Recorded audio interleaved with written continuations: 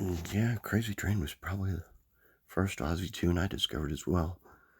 And then went on to discover Dio, and then went back to discover Sabbath, and then Sabbath with Dio, and then a bunch of other bands that spun off directly from there.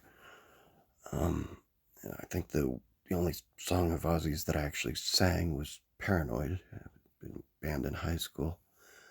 But I got to thinking, this Ozzy guy, what did we see in him, or why was he so special? Because people say, oh, he invented heavy metal.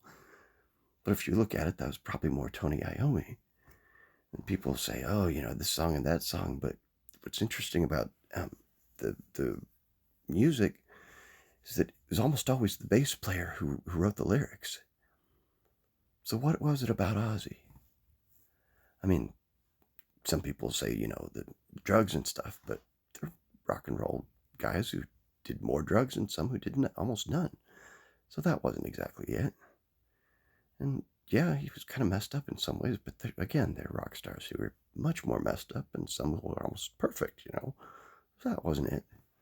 I think a large part of it wasn't necessarily who Ozzy was, it was how good he was at recognizing other people. I mean, he had a talent for recognizing talent. I know that sounds odd, but I mean, starting with the guys in Sabbath and then moving on to almost every member of his band that he ever had. I mean, obviously Randy Rhoads, but every guitarist after that, um, every drummer, everybody he picked was cream of the crop.